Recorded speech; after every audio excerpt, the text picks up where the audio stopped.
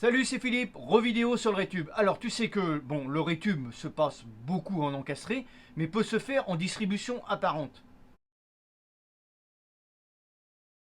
C'est-à-dire que tu peux partir d'un point pour aller à un autre, c'est traverser par exemple une cuisine, une salle de bain, alimenter un radiateur, en apparent, le long de la plainte, comme pour du cuivre.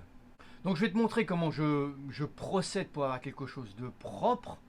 Et je vais te montrer pour façonner un coude à 90 degrés avec un coude Hiro. Donc le tube Hiro va être un élément essentiel pour faire de la distribution apparente avec du Rétube. Pourquoi? Parce que ça va être lui en fait qui va te maintenir ton PER à l'extérieur, c'est-à-dire le long de ta plainte ou le long de ton mur, pour pouvoir le diriger sur tes appareils sanitaires ou tes appareils de chauffage. Donc ça va être comme sur du cuivre, on va prendre un bout plus long. Ça va être comme sur du cuivre, on va avoir notre bout de tube Hiro et puis on va y mettre des colliers de fixation sur le mur. Donc à l'horizontale ou à la verticale. Donc le tube Hiro va se couper exactement pareil que le Rétube, c'est-à-dire avec la pince.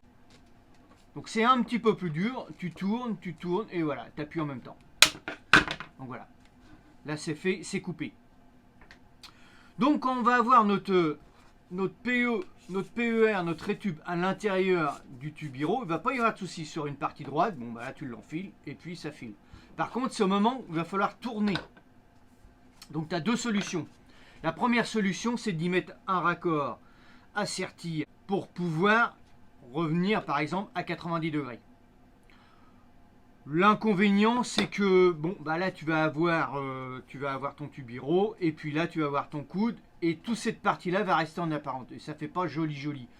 Si tu es dans un sous-sol, bon, il n'y a pas trop de soucis. Par contre, si tu es en apparent dans ta salle de bain, dans ta cuisine ou sur un radiateur, etc., ça va pas faire très joli. Du coup, nous, ce qu'on a prévu, des coudes Hiro. C'est exactement le même produit, sauf c'est des coudes qui sont vendus comme ça, en sachet.